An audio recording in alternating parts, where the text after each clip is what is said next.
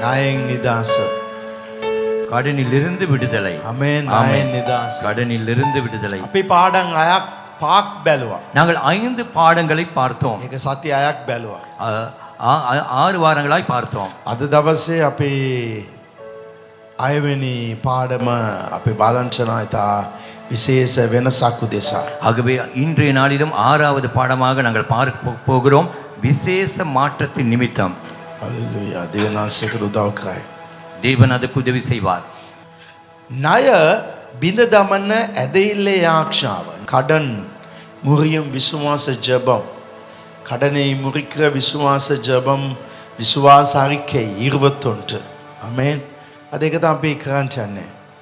இன்று அதை தான் நாம் செய்ய போகிறோம். නමුත් ඊට කලින් ஆனால் அதற்கு முன்பதாக ඇදහිල්ල ප්‍රකාශය 21ක් කියන්නවා. நாங்கள் விசுவாச அறிக்கை 21 நாங்கள் இப்பொழுது அறிக்கையிட போகிறோம். අපේ මුඛයෙන් ප්‍රකාශ කරන්න. எங்கள் வாயினாலே நாம் அறிக்கையிடும்படியாக, සම්පූර්ණ ණය ඉවර වෙන පිණිස. முழுமையாய் கடன் நீங்கும்படியாக. ණය සම්බන්ධව අන්තිමටම කතා කරන දවස. நான் கடனை குறித்து கடைசியாய் பேசுகிற நாள் இது. මේ ඇදහිල්ලේ ප්‍රකාශ කරන්න ප්‍රථමේ இந்த விசுவாச அறிக்கையை பண்ண முன்பதாக අව පොඩි දේශනාවක් කරන්න අවශ්‍යයි. நான் ஒரு சின்ன ஒரு பிரசங்கத்தை பண்ண வேண்டும். ඒක තමයි වචනය තුල ඇදහිල්ල ජීවිතේ ජය ගන්න. வார்த்தைகளில் விசுவாசம் வாழ்க்கையில் வெற்றி. වචනේ ඇදහිල්ල තියෙනවා නම් ජීවිතේ ජය අනිවාර්යයි. வார்த்தையிலே விசுவாசம் இருக்குமாயின் நிச்சயம் அந்த விசுவாசத்திலே ஜெயம் உண்டு. இந்த වචනය ගැන අපි බලනවා. இந்த வார்த்தையை குறித்து நாம் பார்க்க අපි போகிறோம். කතා කරන වචනය. நாம் பேசுகிற வார்த்தைகள். අපි කතා කරන්න ඕනේ උන්වහන්සේගේ වචනේ. நாங்கள் பேச வேண்டும் அவருடைய வார்த்தையிலே இருந்து. අපි කතා කරන කිසිම වචනයක් ඒක සාමාන්‍ය වචනයක් වෙන්නේ නැහැ. நாங்கள் பேசுகிற எந்த ஒரு வார்த்தையும் அது சாதாரண வார்த்தையா இராது. අපේ මුඛයෙන් වචනයක් පිටත් වුණත් අපේ ජීවිතය එක දිශාවට යනවා. நாம் நம்முடைய வாயில இருந்து ஒரு வார்த்தை புறப்பட்டால் நம்முடைய வாழ்க்கை ஒரு திசையை நோக்கி செல்லும். අපි මොන වගේ වචනයක් ප්‍රකාශ කරනවද ඒ දිශාවට අපේ ජීවිතය යනවා. நாங்கள் எந்த விதமான வார்த்தையை நாங்கள் சொல்லுகிறோமோ அந்த பிரகாரமே நம்முடைய வாழ்க்கையின் திசை போகிறது. யாக்கோப் 3 පරිච්ඡේදය 4 වචනේ யாக்கோப்பு 3 அதிகாரம் 4 வசனத்திலே එතන யாக்கோப் නැවක් කෙනෙක් සඳහන් කළා කියනවා. அந்த இடத்திலே யாக்கோப்பு ஒரு கப்பலை முன்வைத்து මේ பேசுகிறார். වචනේ මා කෙටියෙන් කියනවා නම් இந்த வார்த்தையை நான் சுருக்கமாய் சொல்வேனா இருந்தால், නැව් එපමණ මාත් නුමුත් ඉතා කුඩා සුක්කානමකින් කැමති අතට අරවනු ලබයි. கப்பல் பெரியவைகளா இருந்தாலும் மிக சிறிதான சுக்கானாலே திருப்பப்படும். නැව් කොච්චර ලොකු වුණාට கப்பல் எவ்வளவுதான் பெரிதா இருந்தாலும் මුඩි සුක්කානමකින් ඒක අරවන්න පුළුවන්. சிறிய சுக்கானாலே அதை திருப்ப முடியும். නැව අනිත් පැත්තටම අරවන්න පුළුවන්. கப்பலை அடுத்த பக்கமாகவே திருப்பலாம். ඒකට අවශ්‍ය වෙන්නේ පුඩි සුක්කානමක්. அதற்கு தேவைப்படுகிறது சிறிய சுக்கான் ඒ மாத்திரமே. සුක්කානම අරවන පැත්තට නැව ඇරේ. அந்த சுக்கானானது எந்த பக்கம் திருப்புகிறோமோ அந்த பக்கம் கப்பல் திரும்பும். யாக்கோப் අපේ දිව සුක්කානමක් කියලා කියනවා. யாக்கோப்பு நம்முடைய நாவு ஒரு சுக்கான் என்று අපි கூறப்படுகிறது. කතා කරන මොහොතේ අපේ මුඛෙන් ශබ්දය නොවේ එන්නේ. நாம் பேசும் பொழுது நம்முடைய வாயில இருந்து சத்தம் அல்ல தொனிக்கிறது. අපේ අදවතේ තියෙනා වූ දේවල් තමයි එළියට එන්නේ. நம்முடைய இருதயத்தில் எவைகள் இருக்கிறதோ அவைகளே வெளியே வருகிறது. සමහර අය ප්‍රශ්න දැක්කම ஒரு சிலர் பிரச்சனையை கண்டதும் අයියෝ මට මේක කරන්න බෑ. ஐயோ என்னால் இது செய்ய முடியாது, මට නම් මේක ජය ගන්න බෑ.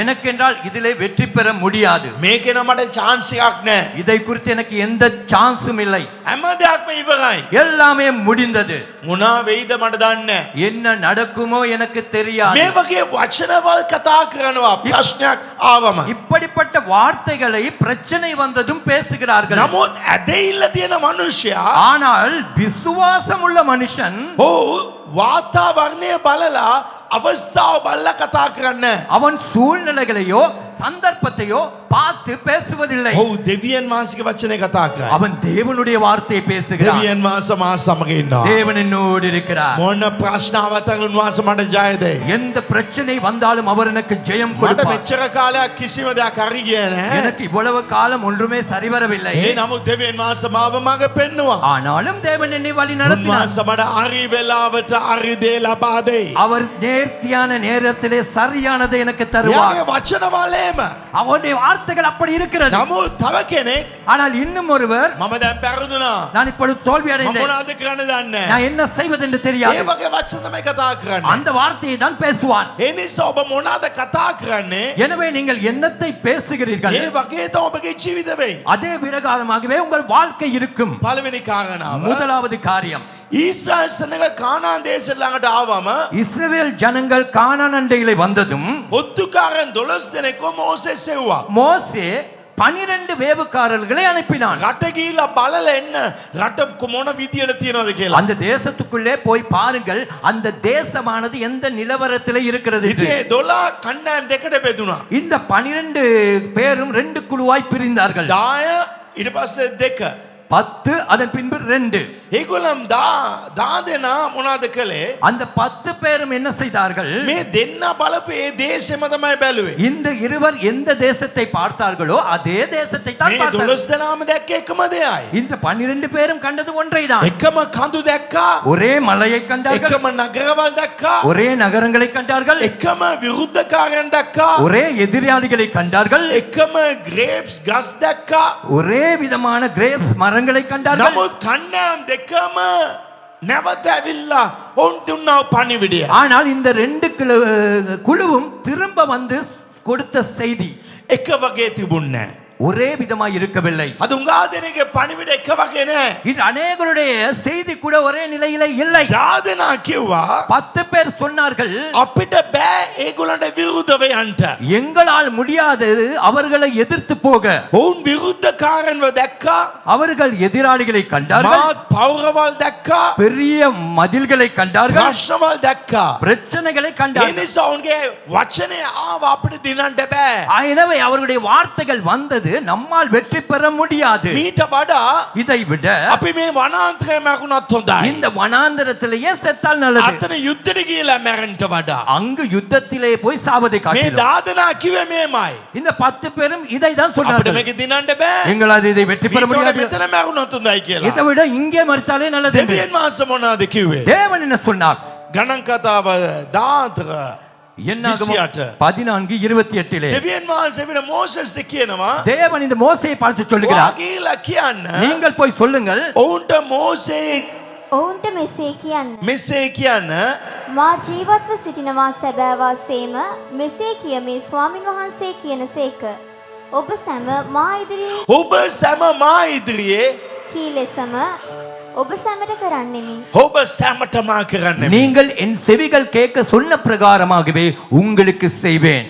දෙමළෙන් දාලා තියෙන මගේ කනට ඈඳ කියපු වගේම මම කරනවා. தமிழிலே கூறப்படுகிறது, என் செவிகள் கேட்க எதை சொன்னீர்களோ அதையே செய்வேன். ඒ දාදනා සමග මුළු සෙනගම කිව්වා අපි මෙතනම මැරුණත් හොඳයි அந்த කියලා. 10 பேரோடு முழு ஜனக்கூட்டமே சொன்னது, நாங்கள் இங்கேயே மறித்தால் ඒ நல்லது වගේ என்று. දෙවියන් වහන්සේ කිව්වා அதே போல தேவன் சொன்னார், මේ දෙන්න අර නුඹලා මේ දේශයට යන්නේ. இந்த 2 பேரை தவிர நீங்கள் எல்லோரும் இந்த නුඹලා தேசத்துக்குள்ளே මගේ போவதில்லை. කනට කියපු වගේ நீங்கள் என் காதுக்கு சொன்ன பிரகாரம் ඒ වගේම ඔබ මැරේ.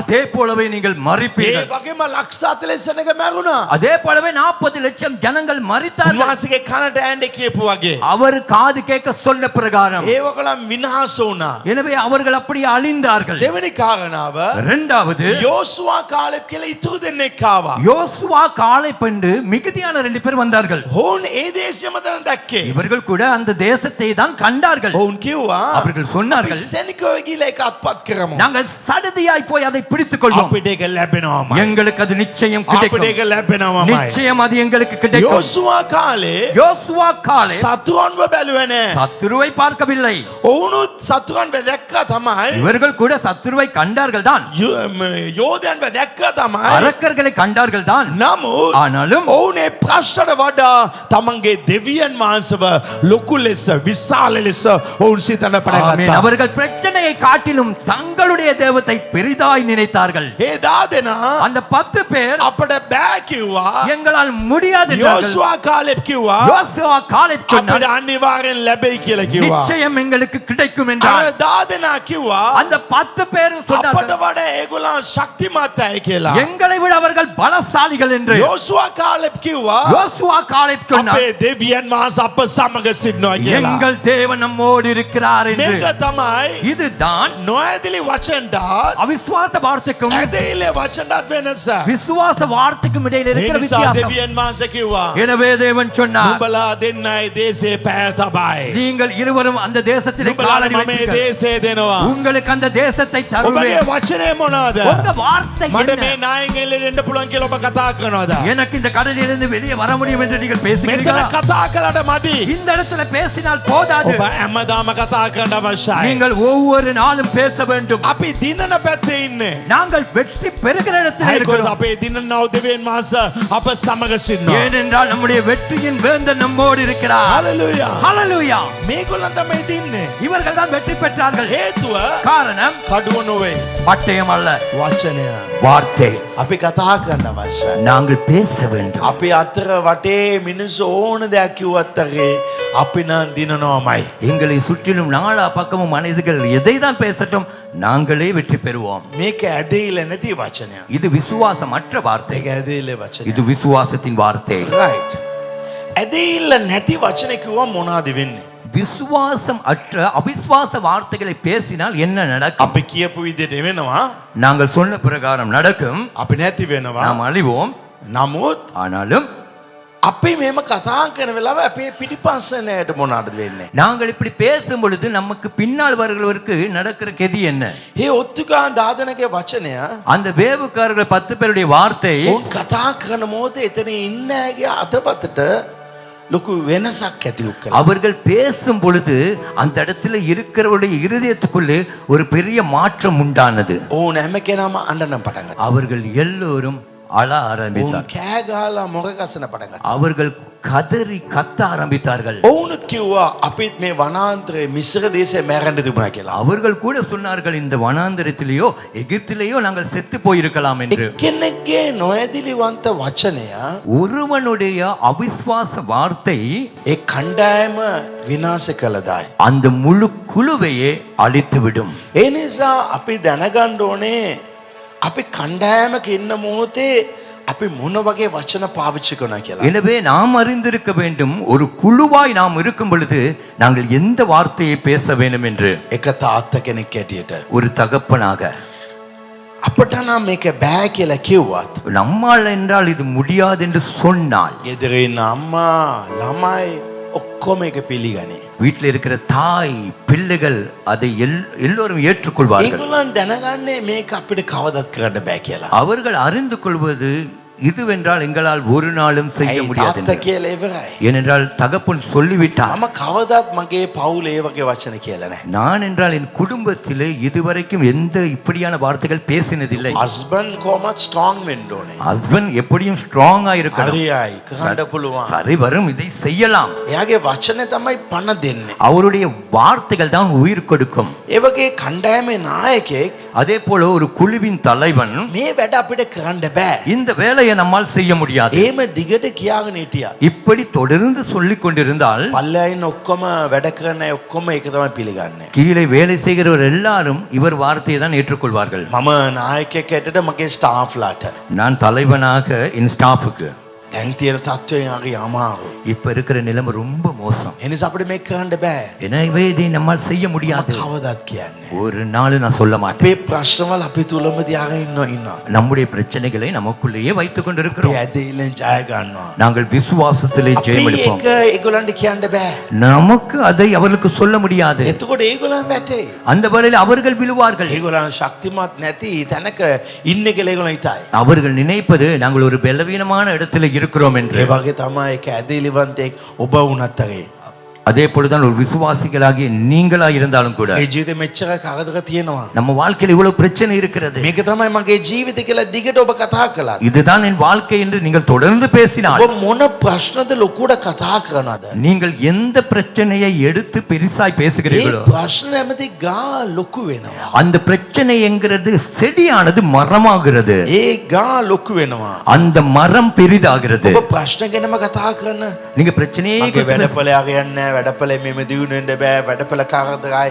නැත්නම් ඒක කියාගෙන ඉන්න ඒක තව ලොකු වෙනවා. நீங்க சொல்லுகிறீங்க என் வேலை ஸ்தலம் சரி வராது, என் வேலை ஸ்தலத்துல பெரிய பிரச்சனை, அதுல பெரிய போராட்டமா இருக்குன்னு இப்படி சொல்ல சொல்ல சொல்ல அது இன்னும் பெரிதாகிறது. ඒතර පාස්ටර් ප්‍රශ්න තිබුණත් කියන්න එපාද? அப்படின்னா பாஸ்டர் பிரச்சனை தான் சொல்லக்கூடாதோ? මම මේක අන්තිමට කියලා දෙන්නම්. அதை நான் கடைசியா சொல்லித்தரேன். සමහර අපි කියනවා சில நேரம் நாம் சொல்வோம் අපිට මේ සල්ලි ප්‍රශ්න நமக்கு இந்த பண මේක பிரச்சனை මට ගෙවා ගන්න බෑ. இதை என்னால் செலுத்த முடியாது, මට මෙතනින් එළියට එන්න බෑ. எனக்கு இதுல இருந்து வெளிவர ඔබ முடியாது. එහෙම කියන්න நீங்க அப்படி சொல்ல சொல்ல ඔබට එළියට එන්න බැරි ගතිකුණය නැත්නම් තත්වය තව බරපතල වෙයි. உங்களால் வெளியே வர முடியாத அந்த சூழலுக்குரிய நிலை இன்னும் மிகவும் கொடூரமாகும். මේ රටේ ඉන්න අමාරු. இந்த நாட்டில் මේ இருக்க රටේ දියුණු වෙන්න අමාරු. இந்த நாட்டில் முன்னேற ඔබ முடியாது. එහෙම කතා කරන මොහොතේ நீங்க அப்படி பேசும் பொழுது ඔබ කියන කෙනාට මේ රටේ ඉන්න එක උඟක් අමාරු වෙයි. நீங்கள் என்று சொல்லுகிற உங்களுக்கு இந்த நாட்டிலே வாழ கஷ்டமாய் போய்விடும். කාවරි ගැන ඔබ කතා කරනවා මෙයත් එක්ක හරි ප්‍රශ්න හැමදාම මෙයත් එක්ක මෙයා නිසා මට වදේ කියලා ඔබ කියන්න ඒ ප්‍රශ්න ලොකු වෙනවා. நீங்க யாரை குறித்தாவது பேசி இவரோட எனக்கு பெரிய பிரச்சனை, இவரால எனக்கு சரி வராதுன்னு சொல்ல நீங்க சொல்ல சொல்ல அது பெரிய பிரச்சனையாகவே மாறிவிடும். ඒ නිසා පළවෙනි එක எனவே முதலாவது ඔබ මොනවාද කියන්නේ? நீங்கள் என்னத்தை ඔබ சொல்லுகிறீர்கள்? නරක දේ කිව්වත් නරක දේ වෙයි. நீங்கள் கெட்டதை சொன்னால் கெட்டது நடக்கும். දෙවියන් වහන්සේ නමක හරියයි කිව්වත් ඒක හරියයි. விசுவாசத்திலே கர்த்தருக்குள்ளா இது சரி வரும் என்றால் அது சரி வரும். மூன்றாவது ඔබ නායකයෙක් හැටියට ඔබ කියන එක පල්ලෙහායින් අයව වට්ටලා දායි. நீங்க தலைவர்களாகிய நீங்கள் சொல்லுவதினூடாக உங்களுக்கு கீழே இருக்கிறவர்கள் அப்படியே விழுந்து விடுவார்கள். එහෙනම් කොහොමද ප්‍රශ්නේ කතා කරන්නේ? அப்படி என்றால் பிரச்சனையை நாம் எப்படி பேசுவது? හතරවෙනි එක நான்காவது ඇදහිල්ල කියන්නේ விசுவாசம் என்பது ප්‍රශ්න නෑ කියලා කියන එක නොවේ. பிரச்சனை இல்லை என்று சொல்வதல்ல. මගාව සල්ලි නෑ කියමු. என்னிடத்தில் பணம் இல்லை என்று சொல்வோம். කෙනෙක් කානවා ஒருவர் கேட்கிறார், කොහොමද වාසිද හොඳයිද කියලා. எப்படி நல்ல வாசியா நல்லமா என்று. හොඳයි වාසි එහෙම කිව්වත් அப்போ நல்ல எனக்கு வாசி தானே சொன்னா ඒ ඇදහිල්ලෙන් කතා කරන්න කිව්වා පාස්ටර්. என்ன பாஸ்டர் விசுவாசத்துல பேச சொன்னார். දැන් මේ මනුස්සයා 500ක් කියලාන මොතේ. இப்ப அந்த மனுஷன் 500 ரூபாய் கேட்கும் பொழுது දැන් සල්ලි නෑ. இப்ப பணம் இல்ல. එතකොට ඒක මොනවාද? බොරුවා. அப்படி என்றால் அது பொய். ඇදහිල්ල කියන්නේ බොරු කියන එක නොවේ. விசுவாசம் என்பது பொய் சொல்வதல்ல. ඇදහිල්ල කියන්නේ விசுவாசம் என்பது දැන් මගාව සල්ලි නෑ. இப்ப என்னிடத்துல பணம் இல்ல, ඒකත් එක්ක නතර කරන එක නොවේ. அதோடு நிறுத்துவதல்ல. නමුත් මම විශ්වාස කරනවා ஆனால் நான் விசுவாசிக்கிறேன், මගේ දෙවියන් වහන්සේ මට දුකක් විවෘත කරයි. என் தேவன் எனக்கு ஒரு கதவை திறப்பார். Hallelujah. ஹalleluya. ඔබගේ ඔෆිස් එක කොහමද? உங்க ஆபீஸ் எப்படி இருக்கு? ඔෆිස් එකේ ඊට වඩා ලොකු ප්‍රශ්න මට ආවා. ஆபீஸ்ல நேற்றை விட இன்னைக்கு ஒரு பெரிய பிரச்சனை නමුත් வந்தது. මට දන්නවා ஆனா எனக்கு தெரியும் මේක ලොකු වෙන තරමට ලොකු ආශිර්වාදයක් මට ලැබෙයි. அது எந்த அளவுக்கு பெரிதாய் வருகிறதோ அந்த அளவுக்கு பெரிதாய் எனக்கு ஆசீர்வாதம் ඒ கிடைக்கும். නිසා ඇදහිල්ල කියන්නේ බොරු කියන එක නොවේ. எனவே விசுவாசம் என்பது பொய் சொல்வதல்ல. ඉම්බිරිසා මේම වැක්කිරනවා. தடுமல் இப்படியே கொட்டுகிறது. කොහමද සනිපද? எப்படி நல்லா சுகமா இருக்கீங்களா? හොඳයි හොඳින් ඉන්නේ. ஆமா நல்லா சுகமா இருக்கேன். එතකොට මොනවද වෙන්නේ? அப்ப என்ன நடக்கும்? ඒක බොරුවා. அது பொய். දැන් ඊට වඩා අසනීප වැඩි වෙලා. நேற்றை விட இன்றைக்கு சுகையினம் கொஞ்சம் அதிகமாக இருக்கிறது. දැන් තව ඉම්බිරිසාල වැඩි. இப்ப அதிகமான ஜலதோஷம். දැන් අපි මොනවද කියන්නේ? நாங்க என்ன சொல்றோம்? ඊට වඩා හොඳයි. நேற்றை விட இன்று நல்லது. එතකොට ඒක බොරු. அப்படின்னா அது பொய். ඊට වඩා මට තද අමාරු තමයි. நேற்றை விட இன்றைக்கு கொஞ்சம் கடினமா இருக்குதான். නමුත් මම විශ්වාස කරනවා. ஆனா நான் விசுவாசிக்கிறேன், මාස සුව කරන දෙවියන් அவர் වහන්සේ. சுகப்படுத்துகிற தேவன். Hallelujah. ஹalleluya. මා සුව කරන දෙවියන් அவர் වහන්සේ. சுகப்படுத்துகிற தேவன். ලාසරස් ලෙඩෙන් තමයි හිටියේ. லாசரஸ் வியாதியோடு தான் இருந்தான். නමුත් ඌ මැරුණාන් පස්සේ ஆனால் அவன் மரித்த உடனே දෙවියන් වහන්සේ කිව්වා විශ්වාස කරන්න කියලා. ඌ මලුන් නැගිටයි කියලා. தேவன் சொன்னார், நீ விசுவாசி, அவன் உயிர் தெழுவான் என்று. ඇදහිල්ල කියන්නේ விசுவாசம் என்பது ප්‍රශ්නය තියෙනවා. பிரச்சனை உண்டு, නමුත් ප්‍රශ්න වඩා දෙවියන් වහන්සේව ලොකුවට බලන එක තමයි ඇදහිල්ල. ஆனால் பிரச்சனையை காட்டிலும் தேவனை பெரிதாய் பார்க்கிறோமே அதுவே விசுவாசம். ඇදහිල්ල කියන්නේ விசுவாசம் என்பது මට ලෙඩ කියලා පේන්නේ නැහැ කියලා බොරු කියන එක නෙවෙයි. எனக்கு வியாதி என்று காண்பதில்லை என்று பொய் சொல்வதல்ல. எனக்கு வியாதி இல்லைன்னு நான் உணர்கிறேன் என்று பொய் சொல்வதல்ல. මම දෙවියන් මාස විශ්වාස කරන උන් මාසම අවශ්‍ය කරයි. நான் தேவனை விசுவாசிக்கிறேன், தேவன் என்னை குணமாக்குவார். කොහොමද වගේ ආර්ථික? எப்படி உங்கள் பொருளாதாரம்? කලින්ට වඩා දැන් උංගා කමාරු. முன்பை விட இப்போ கொஞ்சம் நிறைய නමුත් கஷ்டம். මම විශ්වාස කරනවා. ஆனா நான் விசுவாசிக்கிறேன். කොච්චර තෙරපි මැදේ ගියත් දෙවියන් මාස අපිට කියලා විශාල දුරක් විවෘත කරයි. எவ்வளவு நெருக்கமான பாதையிலே போனாலும் கூட தேவன் நமக்காக ஒரு விசாலமான வழியை உண்டு මේක பண்ணுவார். කියන්න ඕන නිසා කියන්න ඕන වචනයක් නොවේ. இது சொல்ல வேணும் என்பதற்காக මේක சொல்லுகிற வார்த்தை அல்ல. අදවතෙන් බයිබලයෙන් එන වචනවල්. இது இருதயத்திலிருந்து வேதத்திலிருந்து අපි வார்த்தைகள் දැකලා තියෙනවා. நாம் கண்டிருக்கிறோம். සිංහ ගුහාවේ ඉන්න අයව දෙවියන්ස ගැලෙව්වා. சிங்க குகையிலே இருந்தவர்களை தேவன் ரட்சித்தார். හින්දරට පෑව ගැලෙව්වා. அக்கினியிலே இருந்தவர்களை ඒ නිසා ரட்சித்தார். දෙවියන් වහන්සේ මාවත් මේ සතියේ මේ දවසේ ගලවන්ට උන්වහන්සේ බලවන්තයි. எனவே தேவன் இன்றைய நாளிலும் இந்த வாரத்திலே என்னையும் தேவன் ரட்சிக்க வல்லவர். උන්වහන්සේට පුළුවන්. அவரால் முடியும். හින්දර අත්ගුණේ වැඩි වුණත් හරි. அக்கினி 7 மடங்கு මම பெருக்கெடுத்தாலும் ඇදහිල්ල කතා කරන நான் விசுவாசத்தை பேச ප්‍රශ්න பேச ලොකු වෙන්න පුළුවන්. பிரச்சனை பெரிதா இருக்கலாம். නමුත් ඒකේ අවසාන ஆனால் அதன் முடிவு මගේ ජය තමයි. என் வெற்றிதான். මගේ ජය තමයි. என் வெற்றியே. හalleluya. ஹalleluya. ජයෙන් කතා කරන්න. ஜெயமாய் பேசுங்கள். දෙවියන් වහන්සේ සිටිනවා. தேவன் இருக்கிறார். උන්වහන්සේ උදව් කරයි. அவர் உதவி செய்வார். ஆமென். ஆமென். வாடி වෙන්න. அமர்ந்து கொள்ளுங்கள். ආර්ථික ප්‍රශ්න නැහැ කියනක නොවේ ඇදහිල්ල. பொருளாதார பிரச்சனை இல்லை என்பதல்ல விசுவாசம். මගේ දෙවියන් වහන්සේ සියල්ල සපයයි. என் தேவன் எல்லாவற்றையும் சந்திப்பார். ආමේන්. ஆமென். කොහොමද ඔයාලට ජොබ් එක හම්බුණාද? எப்படி உங்களுக்கு ஜாப் கிடைத்ததா? මම ට්‍රයි කරනවා. நான் முயற்சிக்கிறேன். මම ඉන්ටර්විව් එකක් ගියා.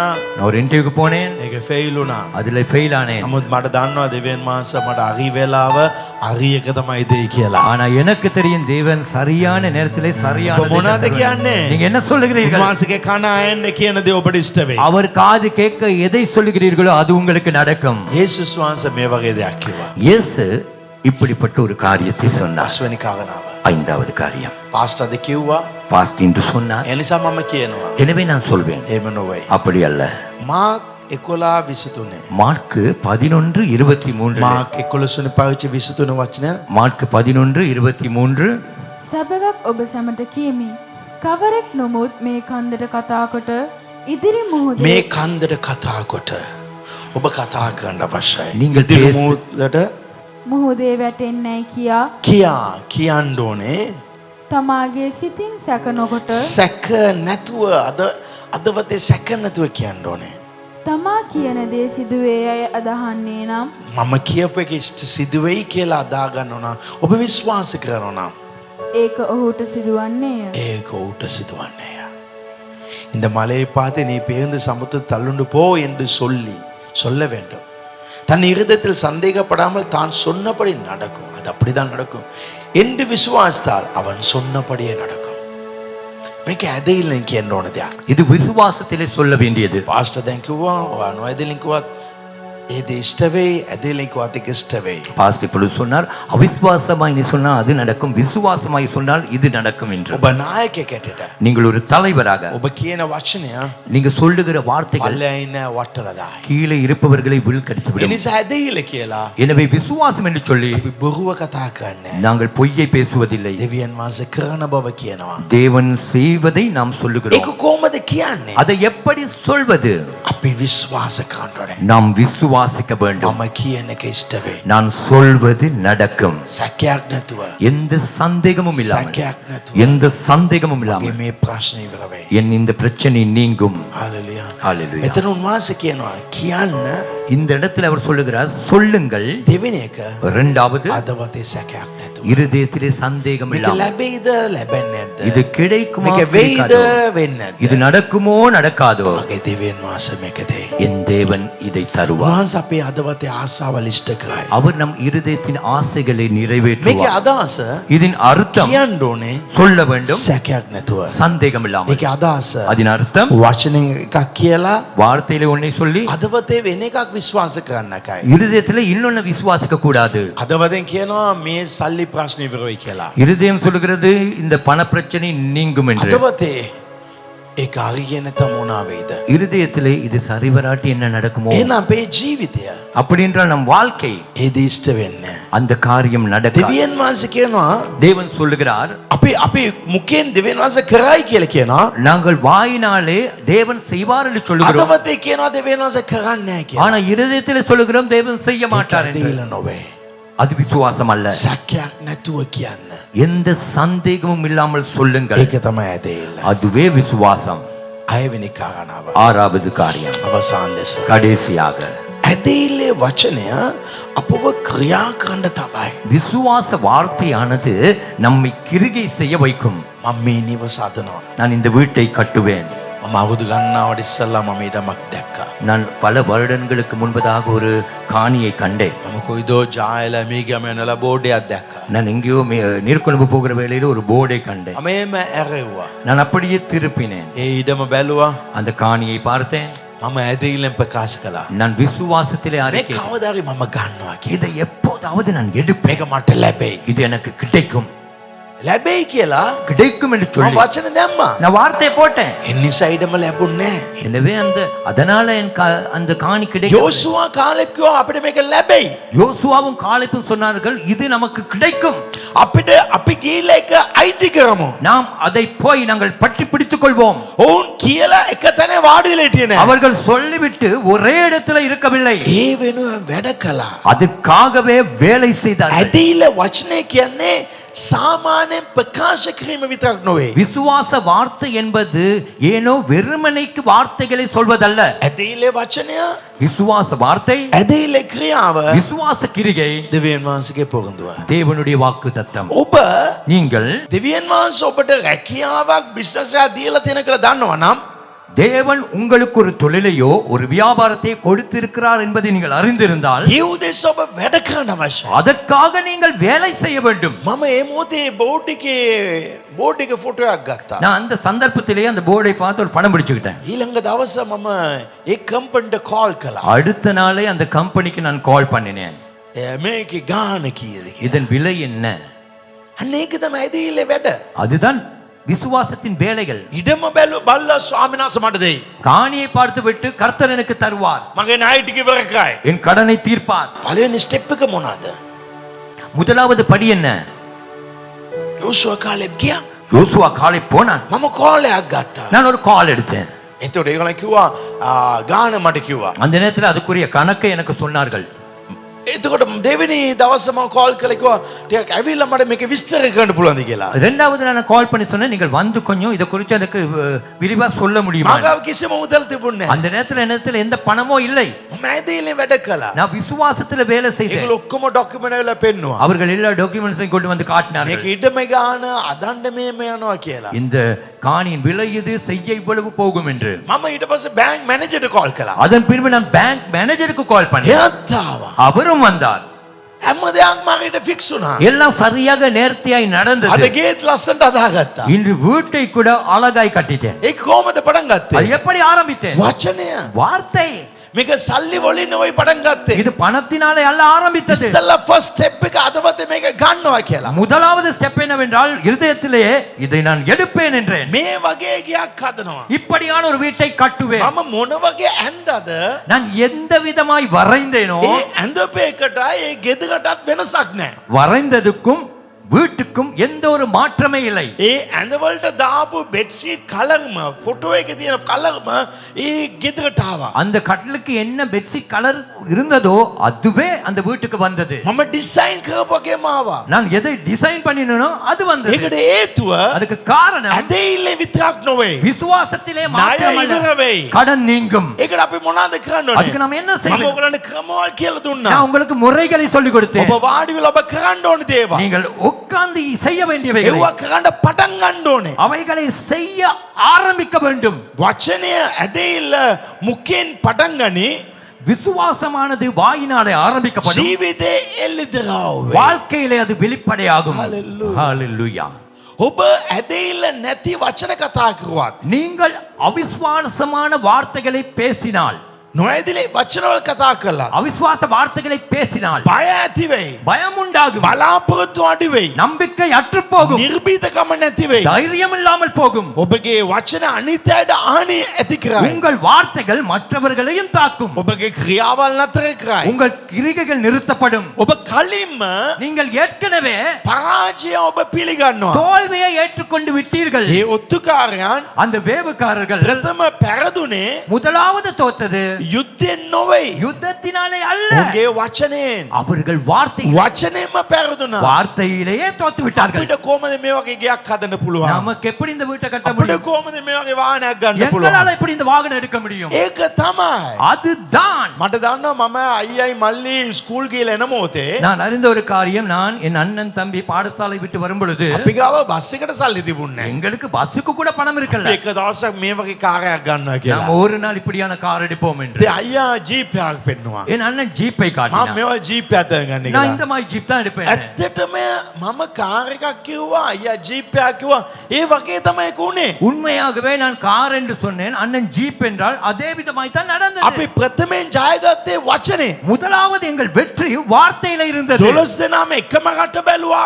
12 பேரும் ஒரே நாட்டை பார்த்தார்கள். හැබැයි 10 දෙනෙක් බෑ කිව්වා. ஆனால் 10 பேர் முடியாது என்றார்கள். දෙන්නෙක් පුළුවන් කියලා කිව්වා. இருவர் முடியும் என்றார்கள். අවසානයේදී முடிவிலே කවුද ජයග්‍රහණ තුල ආශිර්වාද තුල ගියේ? யார் வெற்றிக்குள்ளும் ஆசீர்வாதத்துக்குள்ளும் சென்றது? ඇදහිල්ලෙන් කතා කරන්න ඕනේ. விசுவாசத்திலே பேச வேண்டும். ඇදහිල්ලෙන් කතා කරන්න බැරි තරමට விசுவாசத்திலே பேச முடியாத அளவுக்கு මේ පැත්ත කඩාගෙන ගිහිල්ලා இந்த තියෙනවා. பக்கம் அப்படியே உடைந்து මේ போயிருக்கலாம், පැත්තත් ගිහිල්ලා තියෙනවා. இங்கும் போயிருக்கலாம். නමුත් ஆனாலும் මාව දෙවියන් වහන්සේ ගලවයි. என்னை தேவன் උන්වහන්සේගේ ரட்சிப்பார். බලය ඉතා පුදුමයි. அவருடைய வல்லமை மிக அதிகம். උන්වහන්සේගේ බලය පුදුමයි. அவருடைய வல்லமை மிக උන්වහන්සේගේ புதுமையானது. බලය ක්‍රියා කරන්නේ அவருடைய வல்லமையில கிரியை ඔබගේ செய்வது වචනේ.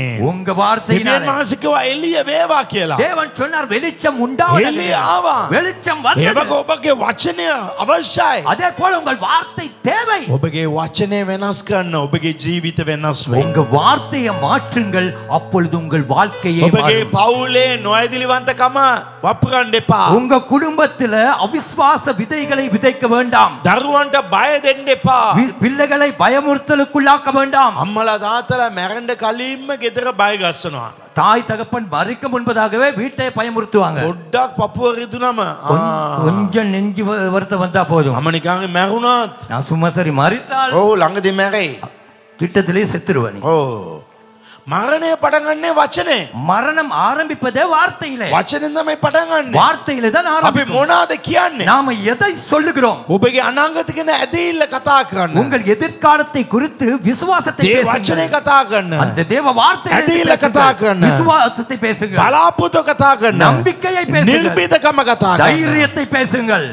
අපි මොන කන්ද බලනවද ඒක නොවයි වැදගත්. நாங்கள் எந்த மலையை நோக்கி பார்க்கிறோமோ அது ඊට முக்கியமல்ல. වඩා අපි දෙවියන් වහන්සේ බලන්න அதை අවශ්‍යයි. விட தேவனை பார்க்க வேண்டும். එවිට අපේ ජීවිත අනිවාර්යෙන් ජය ලබා ගන්න அப்பொழுது පුළුවන්. நிச்சயம் கட்டாயம் நம் வாழ்க்கையை දෙවියන් வெற்றி වහන්සේ මේ பெறலாம். සතියේ සිට ඔබ ජයෙන් පුරවයි. ஆமென். இந்த வாரத்திலே இருந்தே தேவன் உங்களை வெற்றியாய் අද நிரப்புவார். මෙතන අපි ඇදහිල්ලෙන් කතා කරන්න යනවා. இந்த இடத்துல இன்று நாங்கள் விசுவாசத்தை ඇදහිල්ල ප්‍රකාශ කරන්න යනවා. விசுவாச அறிக்கையிட හැබැයි போகிறோம். ගෙදර ගිහලා මොනවද කතා நாங்க කරන්නේ? வீட்டுல போய் என்னத்தை பேசுறோம்? ඒක තමයි වැදගත් වෙන්නේ. அதுதான் ரொம்ப ඔබ முக்கியமானது. ගෙදර මිනිහ ඕන දෙයක් කතා කරපදී. உங்க வீட்டுல உங்க புருஷன் எதையெல்லாம் ඔබගේ பேசணும், ළමයි ඕන දෙයක් කතා உங்க කරපදී. பிள்ளைகள் எதையும் பேசட்டும். එකම පවුල උනාට වැඩක් නැහැ. ஒரே குடும்பம் என்பதற்கு வேலை இல்லை. ඔබ තනි කෙනෙක්.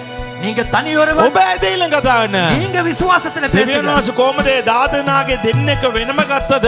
ඒ වගේ පවුලේ දෙවියන් වහන්සේ ඔබව වෙනම අරන් ඔස්සවා පෙන්වයි. எப்படி அந்த 12 பேர்ல 2 பேரை வேறாய் எடுத்தார்களோ அதே போல தேவன் உங்கள் குடும்பத்திலே உங்களை வேறு பிரித்து உயர்த்துவார். ඉතින් විශ්වාස කරනවද? எத்தனை பேர் සතේ விசுவாசிக்கிறீர்கள்? අත්පල සඳිලෝන පසසාගම. சத்தமாய் கரங்களை தட்டி ஆண்டவருக்கு අපි நன்றி සමන சொல்வோம். නැගිටින් සිටමු. நாம் அனைவரும் எழுந்திருக்கலாம். හalleluya. ஹalleluya. ඇදහිල්ල. விசுவாசம். බයිබලේ රෝම 10 සඳහන් කළ දෙනවා. வேதத்திலே ரோமரின் புத்தகம் 10:10 கூறப்படுகிறது. රෝම පොත 10 පරිච්ඡය 10 වචනය. ரோமரின் புத்தகம் 10 அதிகாரம் 10 வசனம். මක් නිසාද මනුෂ්‍යයා ධර්මිෂකම පිණිස සිතින් අදාගන්නේය. ගැලවීම පිණිස මුකෙන් කියා දෙන්නේය. நீதி உண்டாக இருதயத்திலே விசுவாசிக்கப்படும், ரட்சிப்புண்டாக வாயினாலே அறிக்கையிடப்படும். කියන්න ඕනේ. சொல்ல வேண்டும். කිව්වේ නැත්තම් சொல்லாவிட்டால் වෙන්න. நடக்காது. ලාසරස් லாசரஸ் එළියට එන්න வெளியே வா කියන්න ඕනේ. சொல்ல வேணும். අපි කියන්නේ නැත්තේ ඇයි? நாம் ஏன் சொல்லாமல் இருக்கிறோம்? කාරි කියලා හරිය නැත්තම් ඔහු මොනා කියයිද මට? சும்மா சரி சொல்லி சரி வராச்சு, அவன் எனக்கு என்ன சொல்வான் එතකොට ඔයාට ඇදහිල්ලක් නැහැ. அப்படின்ற உங்களுக்கு விசுவாசம் இல்லை. ඔබ කියන්න ඕනේ. நீங்க சொல்லணும். ඉතා වැදගත් අවස්ථාවෙන් மிக முக்கியமான தருவாய். මේක සතේ 8වෙනි සතිය. இது வாரத்துல 7வது வாரம். මට දන්න උගාදිනෙක් ලොකු විශ්වාසයෙන් ඇදහිල්ලෙන් මෙතන ඇවිල්ලා ඉන්න. நான் அறிவேன், நிறைய பேர் விசுவாசத்தோடு நம்பிக்கையோடு இந்த இடத்துல வந்திருக்கிறீர்கள். දෙවියන් වහන්සේට පුළුවන්. தேவனால் முடியும். දෙවියන් වහන්සේ ඔයගලගේ ජීවිතේ පොඩි වෙනසක් කළා කියමුකෝ. உங்க வாழ்க்கையில கூட தேவன் சிறிய ஒரு மாற்றத்தை உண்டு பண்ணினார் என்று வைத்துக் கொள்வோம். ඔක්කොම වෙනස් වෙයි. எல்லாமே மாறும். ඇදහිල්ල විතරක් කතා කරන්න. விசுவாசத்தை மாத்திரம் ඔබගේ ළමයිත් එක්කත් ඇදහිල්ල විතරක් කතා කරන්න. உங்க பிள்ளைகளோட கூட விசுவாசத்தை மாத்திரம் பேசுங்க. මම ස්ටාෆ්ලත් එක්කත් කතා කරන්නේ ඇදහිල්ල විතරයි. நான் ஸ்டாஃபோடு பேசினாலும் விசுவாசத்தை தான் பேசுவேன். ඇදහිල්ල විතරයි කතා කරන්නේ. விசுவாசத்தை மாத்திரமே பேசுவேன். ඒ ඇදහිල්ල ආශිර්වාදකයි. அந்த விசுவாசம் உங்களை අපි ஆசீர்வதிக்கும். මේ මොහොතේ විනාඩි 10ක් 15ක් ඇදහිල්ල වචනවා කතා කරනවා. நாங்கள் ஒரு 10-15 நிமிடம் விசுவாச வார்த்தைகளை நாம் பேச போகிறோம். ඊට පස්සේ කාරණා 21ක් මම කියනවා. அதன் பின்பு 21 காரியங்களை நான் சொல்லுவேன். මේක අපේ මීඩියා ටීම් ටයිප් කරලා අපේ channel එකේ දායි. இந்த காரியத்தை மீடியா டைப் பண்ணி நம்முடைய சேனலிலே போடுவார்கள். right ඒගොල්ලෝ ලෑස්ති. அவர்கள் ஆயத்தமாக இருக்கிறார்கள். දැන් මේක නිකන් කටින් එන්න එකයි. இது சும்மா வாயில வரக்கூடாது, අදවතේ ඉඳලා එන්න ඕනේ. இருதயத்தில இருந்து வர අපි வேண்டும். මේ ආක්ෂාවක් කරනවා. நாங்கள் இந்த ஜெபத்தை செய்ய போகிறோம். ප්‍රේමණීය පියාණනි. அன்பின் பிதாவே, මේම කියන මොහොතේ அப்படி சொல்லும் මම பொழுது, කියන මොහොත ඔබත් කියන්න ඕනේ. நான் சொல்லும் பொழுது நீங்களும் சொல்ல வேண்டும். මම කියනවා ප්‍රේමණීයයි පියාණනි. நான் சொல்லுகிறேன் அன்பின் பிதாவே. එතකොට ඔයගොල්ලෝ ප්‍රේමණීය පියාණනි. அந்த வழி நீங்க அன்பின் பிதாவே. මම කියන එක කියන්න එපා. பாஸ்ட் சொல்லுவது சொல்லாதீங்க. මම කියන එක நான் சொல்வதை අදවතට අහම්. இருதயத்துக்கு எடுத்து මගේ ප්‍රේමණීය පියාණනි. என் அன்பின் பிதாவே, එහෙම ඔබ කියන්න අවශ්‍යයි. அப்படி நீங்கள் சொல்ல வேண்டும். ආමෙන්. දැත්තොසවා கரங்களை உயர்த்தி අමාරු වෙන මොහොතේ ඔබ අදවතේ අත තබා ගන්න. கஷ்டமாய் இருக்கும் நேரங்களிலே உங்கள் இருதயத்திலே கையை வைத்து ඉතා බලවන්ත මොහොතක ඇවිල්ලා සිටිනවා. மிக வல்லமையான இடத்திலே வந்திருக்கிறோம். හැම කෙනාම කියන්න எல்லோரும் சொல்லுங்கள், මට සමා වෙන්න.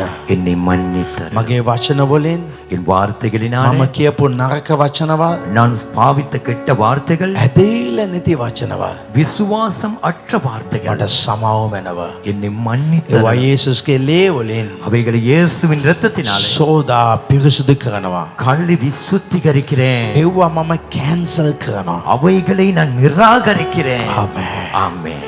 එමොත අපි කියමු இப்பொழுது நாம் சொல்லுவோம், ප්‍රේමණීය පියාණනි. அன்பின் பிதாவே. හැම කෙනාම සද්දෙන් කියන්න ඕනේ. எல்லோரும் சத்தமாய் சொல்லுங்கள், ප්‍රේමණීය පියාණනි.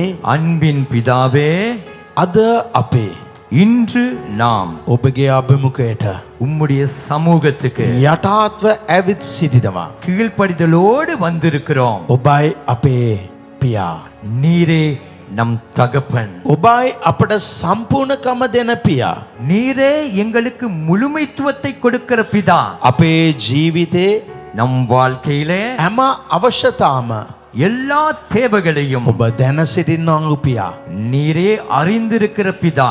පියාණනි, பிதாவே, බෝ පවුල් அநேக குடும்பங்கள் අද ණය බරින් සිටිනවා. இன்று கடன் என்கிற பாரத்தோடு இருக்கிறார்கள். ගාක අය அநேகர் වැරදි තීරණවල් අරගෙන සිටිනවා. தவறான தீர்மானங்களை எடுத்திருக்கிறார்கள். සමහර අය ஒரு சிலர் ප්‍රශ්නාර්ථක තැන්වල සිටිනවා. பிரச்சனைக்குரிய கேள்விக்குரிய நிலையிலே இருக்கிறார்கள். සමහර අය இன்னும் சிலர் ලෙඩෙන් සිටිනවා. வியாதியோடு இருக்கிறார்கள். සමහර අය இன்னும் சிலர் ව්‍යාපාරේ වැටීම සමග සිටිනවා. வியாபாரத்தின் வீழ்ச்சியோடு இருக்கிறார்கள். සමහර අය இன்னும் சிலர் රැකියාව නැතුව සිටිනවා. தொழில் இல்லாமல் இருக்கிறார்கள். පවුල් ජීවිතේ குடும்ப வாழ்க்கையிலே ප්‍රශ්න වලින් පිරී සිටිනවා. பிரச்சனையிலே நிரம்பி අද இருக்கிறார்கள். දවසේ இன்றைய நாளில මමත් ප්‍රශ්නෙන් සිටිනවා. நானும் பிரச்சனையோடு இருக்கிறேன். මටත් ආර්ථික කරදර තියෙනවා. எனக்கும் பொருளாதார பிரச்சனைகள் உண்டு. මටත් පුද්ගලික ප්‍රශ්න තියෙනවා. எனக்கும் தனிப்பட்ட பிரச்சனை உண்டு. මටත් පවුලේ ප්‍රශ්න තියෙනවා. எனக்கும் குடும்பத்திலே பிரச்சனை මගේ உண்டு. රැකියාවේ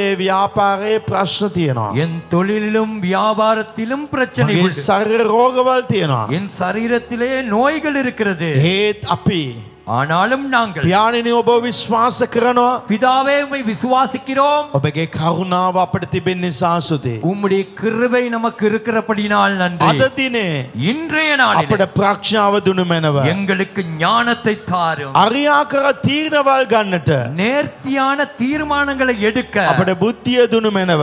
எங்களுக்கு புத்தியை தாரும். අම්බු කරනව අපේ දෑත් ආශිර්වාද කළ මැනව. சம்பாதிக்கிற நம் கரங்களை ஆசீர்வதித்தருளும். වැවුනා වූ ආර්ථික ආශිර්වාද දොරවල් විවෘත වේවා. அடைக்கப்பட்ட பொருளாதாரத்தின் கதவுகள் திறக்கப்படட்டும். අරියාකර අම්බු කරන්නට ශක්තිය දුනු මැනව. நேர்மையாய் சம்பாதிக்க பலத்தை தாரும். අනවශ්‍ය වීදන් නැති කරමින් විනය අපට ලබා දුනු මැනව. தேவை அற்ற செலவுகளை நீக்கி நேர்த்தியான காரியங்களை எமக்கு பெற்றுத்தாரும். අපේ පවුලට எங்கள் குடும்பத்துக்கு ඔබගේ සමාදාන දුනු මැනව. உங்கள் சமாதானத்தை தாரும். ණය ඉවර කරන්නාව கடனை முடிக்கிறதான කරුණාව கிருபை, මඟ පෙන්වීම வழிநடத்தல், අරි මනුෂ්‍යයන් சரியான மனிதர்களை අරි අවස්ථාවල් சரியான சந்தர்ப்பங்கள் අපට ලබා දුනු මැනව. நமக்கு பெற்றுத்தாரும். මින්මතු අපි இதன் பின்பு நாம் බයෙන් ජීවත් නොවේ. பயத்தோடு வாழாமல் ඇදයිල්ලෙන් ජීවත් වෙනට விசுவாசத்தோடு வாழ අපට උපකාර කළ මැනව. எங்களுக்கு உதவி அருளும். දිවිතී කතාව நீதி உபாகமம் 28:12 28:12 படி අපගේ දෑත ක්‍රියාවල් நம் கையின் கிரைகள் ආශිර්වාද කළ මැනව. ஆசீர்வதிக்கப்படட்டும். අපේ අවශ්‍යතා நம் தேவைகள் ඔබ සැපවූ මැනව. நீர் சந்தித்தருளும். ඔබගේ නාමය உம்முடைய நாமம் අපගේ ජීවිතේ நம்முடைய வாழ்க்கையிலே මයිමට පත්වේවා. மகிமைப்படுவதாக. යේසුස් ක්‍රිස්තුස් වහන්සේගේ இயேசு கிறிஸ்துவின் බලවන්ත නාමයෙන් வல்லமையுள்ள நாமத்தில் යාක්ෂා කරනවා. ஜெபிக்கிறோம். ජීවමාන දෙවි පියාණනේ. ஜீவனுள்ள தேவ பிதாவே. ආමේන්. ஆமென். හalleluya. Hallelujah. අත්පොළ සඳලා ඔබ ප්‍රශංසා කරනවා. கரங்களை தட்டி நீங்கள் ஆண்டவருக்கு நன்றி செலுத்துங்கள். ශකරාදාලාරියාවියා. අපි මේ මොහොතේ ඇදහිල්ල ප්‍රකාශයේ 21ක් කියන්නවා. இந்த வேளையிலே நாங்கள் விசுவாச அறிக்கைகள் 21 நாம் சொல்ல போகிறோம். අපි ඇදහිල්ල ප්‍රකාශය 21ක් කියන්නවා. 21 விசுவாச அறிக்கைகளை நாம் சொல்ல போகிறோம். සබ්දයෙන් මේක කියන්න. இதை சத்தமாய் சொல்வோம். මම ඔබගෙන් ඉල්ලා සිටිනවා.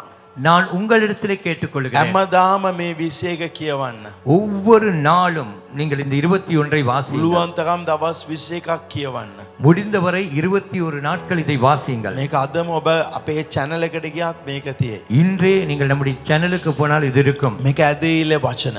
இது விசுவாச வார்த்தைகள். ඒප්‍රිල් 11 පරිච්ඡේදය සඳහන් කරලා තියෙනවා උන් ඇදහිල්ල වචනයෙන් ජයගත්තා කියලා. எபிரேயர் 11ஆம் அதிகாரத்திலே சொல்லுகிறது அவர்கள் விசுவாசத்தின் வார்த்தையினாலே ஜெயம் எடுத்தார்கள். ඇදහිල්ලෙන් මේ වචනේ කියමු. நாங்கள் விசுவாசத்தோடு இந்த මේක வார்த்தைகளை බයිබලයේ சொல்வோம். තියෙන වචනය. இது வேதத்திலே இருக்கிற வார்த்தைகள். දෑතොසවා. கரங்களை உயர்த்தி මම දෙවියන් වහන්සේගේ දරුවා. நான் தேவனுடைய பிள்ளை. උන්වහන්සේ මාව අත්හරින්නේ. அவர் என்னை கைவிட மாட்டார். සබ්දෙන් කියන්න.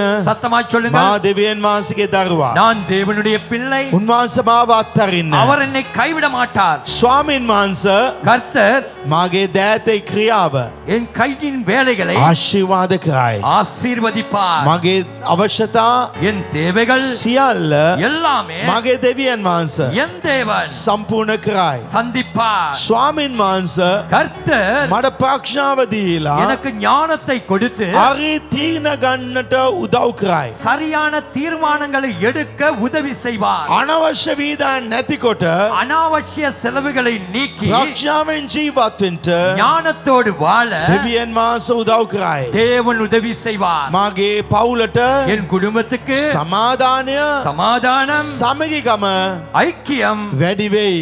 அதிகரிக்கும். දෙවියන් වහන්සේ தேவன் මට අලුත් අවස්ථාවල් எனக்கு புதிய சந்தர்ப்பங்களை, අලුත් දොරවල් புதிய கதவுகளை විවෘත කරලා දෙයි. திறந்து தருவார். මා අම්බ කරන දේවල් நான் சம்பாதிப்பவைகள் නාස්ති වෙන්නේ வீணனுக்க போகாது. ස්වාමින් වහන්සේ ඊට පළ දෙයි.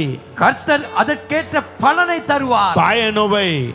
பயம் அல்ல, ඇදහිල්ල விசுவாசம் මාව මඟ පෙන්වයි. என்னை வழிநடத்தும். දෙවියන් වහන්සේ தேவன் මට අවශ්‍ය எனக்கு தேவையான සියල්ල எல்லாமே අරි වෙලාවේ சரியான நேரத்திலே උන්වහන්සේ ලබා දෙයි. அவர் பெற்று தருவார். මාගේ පවුල என் குடும்பம் දෙවියන් වහන්සේගේ සමාදානේ தேவனுடைய சமாதானத்தினாலே ස්ථීර වෙයි. உறுதிப்படும். මාගේ ආදායම என்னுடைய பொருளாதாரம் ඉතා ප්‍රඥාවෙන් மிக ஞானமாய் ක්‍රියා කරනට கிரிகை செய்ய දෙවියන් වහන්සේ උපකාර කරයි. தேவன் உதவி செய்வார். අවංගකමෙන් உண்மையாக සුද්ධකමෙන් பரிசுத்தமாக ජීවත් වෙන්නට வாழ்வதற்கு මා තීරණය ගන්නවා. நான் தீர்மானத்தை எடுக்கிறேன். දේව ආශිර්වාදය தேவ ஆசீர்வாதம் මට වේදනාව දෙන්නේ නැහැ. எனக்கு வேதனையை தராது. ස්වාමීන් වහන්සේ கர்த்தர் මාගේ එඬේරාය என் மெய்ப்பராய் මට இருக்கிறார். කිසි ඉඟියක් නොවන්නේය. எனக்கு எதிலும் குறைவில்லை. මගේ ජීවිතේ என் வாழ்க்கையிலே කනස්සල නොවේ. கவலை அல்ல, දේව සමාදානය தேவ சமாதானம் මා තෝරා ගන්නවා. நான் தேர்ந்தெடுக்கிறேன். දෙවියන් වහන්සේ தேவன் මට දුන්නා වූ எனக்கு கொடுத்த සෑම දේ තුල சகலவற்றிலும் මා තෘප්තිමත්ව நான் திருப்தியாக ඉවසීමෙන් பொறுமையோடு ජීවත් වෙයි. வாழ்வேன். මාගේ අනාගතය என்னுடைய எதிர்காலம் ස්වාමින් වහන්සේගේ கர்த்தருடைய ආරක්ෂාවේ තිබේ. பாதுகாப்பிலே உண்டு. මාගේ පවුල என் குடும்பம் දෙවියන් වහන්සේගේ කරුණාවෙන් தேவனுடைய கிருபையினாலே ඉදිරියට යයි. முன்னோக்கி செல்லும். නැවත කියන්න මාගේ පවුල திரும்ப சொல்லுங்கள், என் குடும்பம் දෙවියන් වහන්සේගේ தேவனுடைய අනුග්‍රහයෙන් கிருபையினாலே ඉදිරියට යයි. முன்னோக்கி செல்லும். මම දෙවියන් වහන්සේට நான் தேவனுக்கு සාක්ෂියක් ඇඩට ஒரு சாட்சியாய் ජීවත් වෙයි. வாழ்வேன். මගේ ජීවිතය என் வாழ்க்கை උන්වහන්සේගේ මහිමය அவருடைய மகிமை එළිදරව් කරයි. வெளியரங்கமாக்கும். මාගේ දෙවියන් වහන්සේ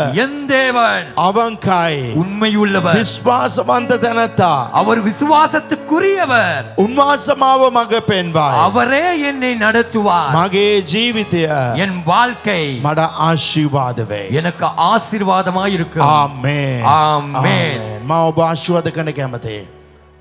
ස්වාමින් වහන්සේ ඔබගේ දෑතේ ක්‍රියාවල් ආශිර්වාද කරයි. கர்த்தர் உங்கள் கைகளின் பலனை கிரிகையை ஆஸ்வதிப்பார். ඔබගේ නිවාස තුල සමාදානයේ පිරෙයි.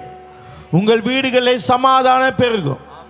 ප්‍රඥාවේ තීරණවල් ගන්නට දෙවියන් වහන්සේ අනුග්‍රහය ලබා දෙයි. ஞானமாய் முடிவுகள் எடுக்க தேவன் கிருபை உண்டாக்குவார். අවංකකමෙන් අම්බ කරලා ඉතුරු වෙන්නව පිණිස දෙවියන් වහන්සේ பல ලැබෙන්න තබයි. நேர்மையான உழைப்பிற்கு மிகுதியான பலன் கிடைக்கும். දෙවියන් වහන්සේ විවුර්ත කරනව කිසිම දුකක් කිසි කෙනෙක්ට වහන්න බෑ. දෙවියන් වහන්සේ අලුත් අවස්ථාවල් ඔබට ලැබෙන්න සලසයි. தேவன் திறக்கும் கதவை யாரும் மூட முடியாதபடி உங்கள் வாழ்க்கையில் புதிய வாய்ப்புகள் உண்டாகும்.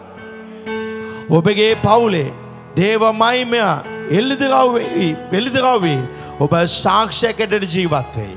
உங்கள் குடும்பங்கள் தேவ மகிமையை வெளிப்படுத்தும் சாட்சிகளாக விளங்கும். இயேசு சுவான்சகே பலவந்த நாமேன். இயேசுவின் வல்லமுள்ள நாமத்தில் ஆமென் ஆமென். ஹalleluya ஹalleluya. நான் விசுவாස කරනවා. நான் මේ விசுவாசிக்கிறேன். වචන ඔබගේ ජීවිතයේ இந்த வார்த்தை உங்கள் මා வாழ்க்கையிலே දේවල් කරයි. பெரிய මා காரியங்களை செய்யும். දේවල් කරයි. பெரிய காரியங்களை செய்யும். අද ඉඳලා ඇතේලේ පටන් ගන්න. இன்று முதல் விசுவாசத்தோடு ஆரம்பிங்கள். දෙවියන් මා සමාදේ කරයි. தேவன் பெரிய காரியங்களை දකිනවා. செய்வார். நான் காண்கிறேன். ගංගාවල් විවුර්ත වෙනවා. பல ஆறுகள் කඳු திறக்கப்படுகிறது. ඉවත් වෙනවා. மலைகள் விலகுகிறது. පවුරවල් කැඩෙනවා. மதில்கள் ඔබගේ நிர்மூலமாகிறது. ජීවිතය ඉස්සරහට යනවා. உங்கள் வாழ்க்கை முன்னோக்கி අද செல்கிறது. රාත්‍රියේ භාස්කම් දකි. இன்று இரவே நீங்கள் அற்புதங்களை இயேசுவே காண்பீர்கள். பலவந்த நாமம். இயேசுவின் வல்லமுள்ள நாமத்தில். ஆமென்.